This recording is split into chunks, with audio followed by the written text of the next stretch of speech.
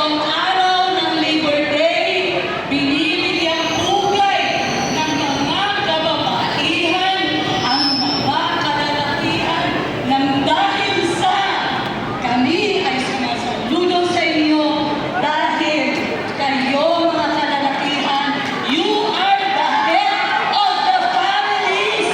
Kayo ang chief, kayo ang bossing sa loob ng pamamahay sa mga pamilya at kami naman dahil ako ay representante ng mga kababaihan ng Marisol, kami naman ang mga kababaihan na siyang gumagabay sa pamilya, sa mga anak na nagpapalaki.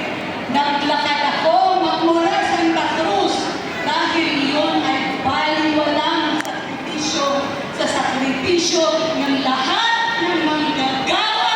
Dahil kung walang manggagawa, walang industriya, wala tayong lahat. So, palakpakan natin ang ating mga sarili dahil ang mga manggagawa kasama ng mga kababaihan ang siyang tunay na mga bayani ng ating komunidad, ng ating pamilya at ng buong Pilipinas. So, palakpakan natin PRRD Duterte, bring him home! Bring him home! Bring him home! Bring him home! Bring him home!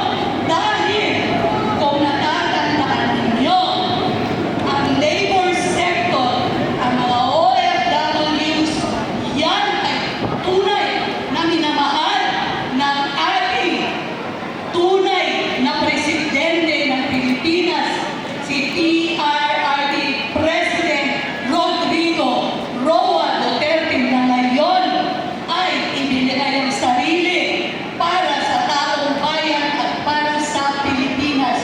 So, nang dahil medyo kapos na nga ang boses ni Mamo, tayo dito ay gumagawa ng sarili nating way, ang ating pamamaraan para makiusap sa ating administrasyon. Oo, alam ko, galit na tayo. Pero alam niyo ba na mayroong mas malakas na paraan kung paano natin ayusin ang tawag doon, transformation of this government. Alam niyo ba, gusto niyo ba malaman? Itaas niyo mga kamay kung gusto niyo malaman. Hindi ko nakikita yung banda dyan. Taas mga kamay. Sasamahan niyo ba ako? Alam niyo ba, i-Englishin ko lang kasi kulang ako sa Tagalog. Pasensya na. I love you guys! I love you guys!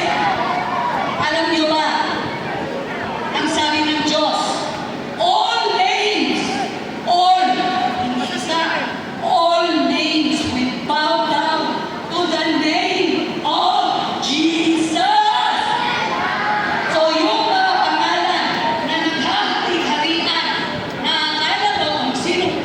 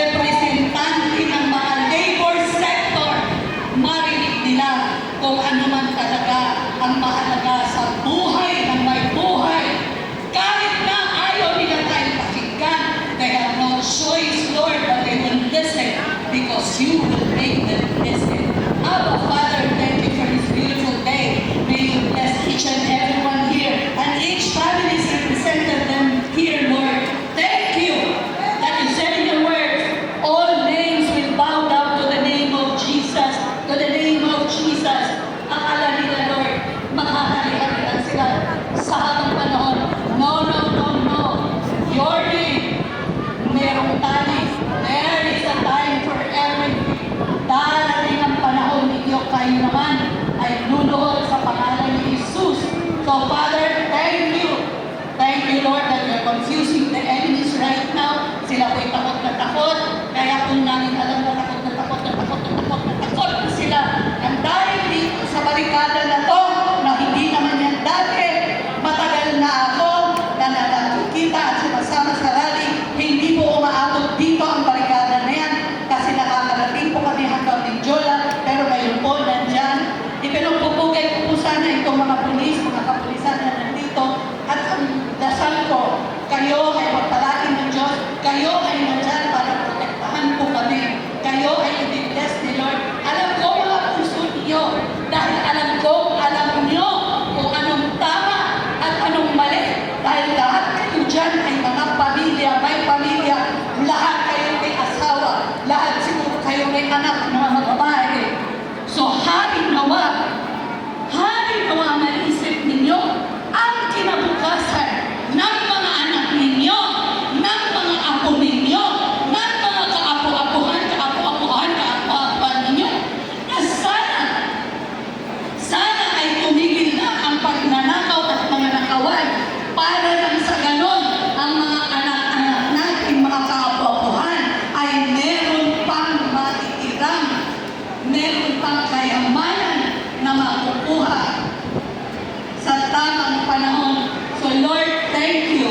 May you bless us. May you hover your spirit all over us today and every day of our lives. Lord, your name be praised. Kung sa akala nila, Lord, talo kami, hindi po. You will never know. Hindi nyo alam ang pamamaraan ng Panginoon. God is a God of many surprises. And God is a God of order. So God will order your lives, our lives.